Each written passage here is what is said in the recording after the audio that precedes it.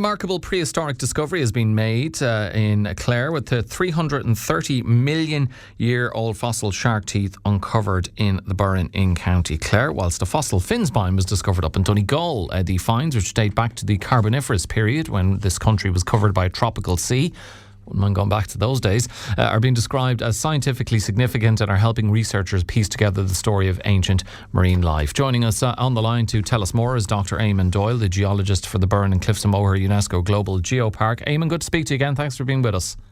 Good morning, Alan.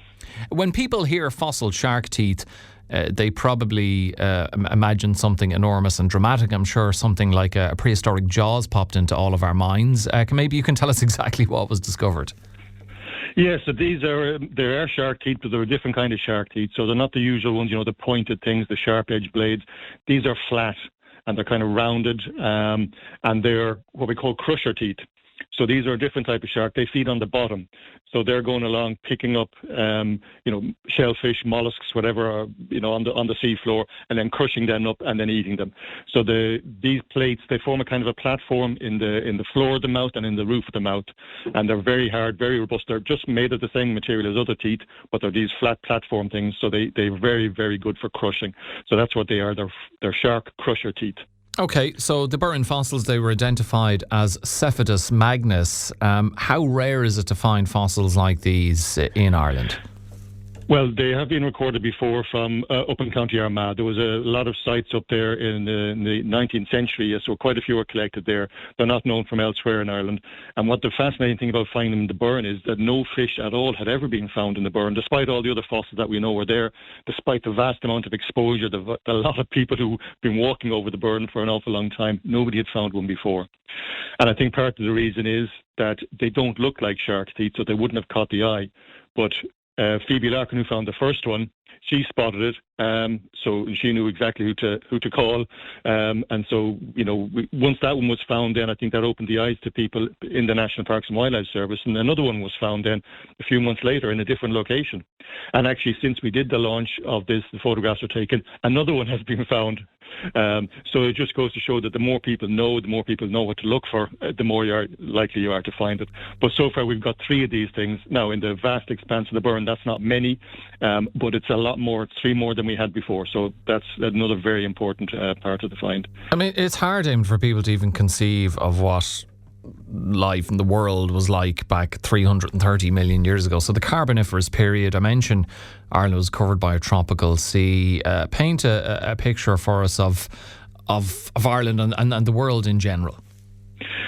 Right, well, it very much depends on which part of the world you're in, but our part, or what became our part, we were down near the equator. So it was very, very similar to the Bahamas. That's the best analogy we've got. So it would have been these very small little islands, very, very little land. So it would have been a very shallow sea. It would have been white coral sands, shallow water, warm, clear water, and a lot of life in it. So it would have been ideal for snorkeling if there had been anybody around to snorkel 330 million years ago. Is there any chance we can get in a time machine and go back down? It sounds wonderful. It does sound wonderful, and it was wonderful, I'm sure. But in fact, our plate has moved from the equator up to where we are now, and it's not going back. We're continuing to move to the northeast, actually. So in 10 million, 20 million years, we'll be even further away from the equator. So it's not getting better from that point of view. But the good news is we have the rocks here, so I'm very happy with that I can look at those and kind of pretend I'm down back in the equator while I'm looking at these fossils. And I guess a fascinating aspect of the fossils being discovered, as you touched on, they weren't found by professional paleontologists. So ordinary people are playing an important role in these discoveries. And how often do members of the public contact the Geopark with possible fossil finds, Eamon? They contact fairly regularly, and obviously a lot of the things they find are the ordinary everyday stuff that I'm very familiar with, so the common things. But that's great. The people who are contacting me don't know that, so I supply them with the information and tell them what they've found. And then occasionally then we get stuff that is very interesting. So I've had a specimen a few years ago sent to me of these little fossil footprint trails. That was exciting. That was interesting. And then these then are the most significant find from from not me, from a non-paleontologist. So, and the fact that now got 3 of them is great. So there probably is more out there. And I just want to say, if people do find something in the limestone, please don't try to take it out.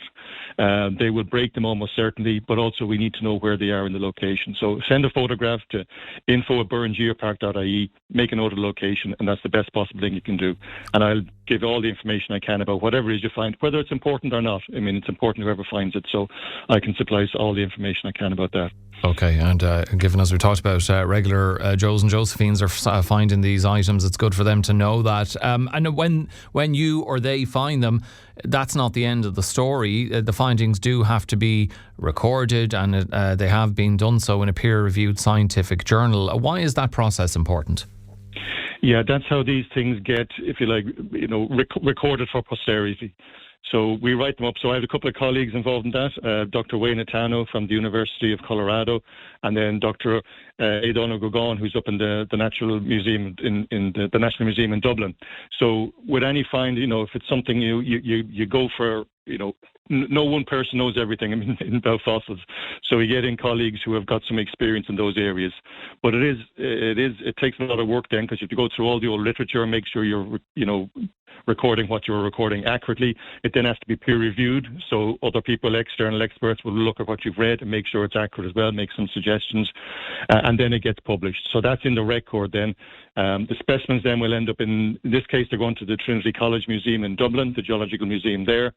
And you have to have them in a repository, a recognised repository, so that other students, other researchers anywhere in the world, if they want to have a look at these specimens, say, maybe it's something different, they can go and look at those specimens in the right conditions. So, there's a long, complicated process, but it's important, I think, to record these for future generations. That is for sure, and always fascinating when these discoveries are made, and to hear about them from yourself, which we always appreciate, Eamon. Thanks for joining us as ever on the show. You're very welcome, Ellen.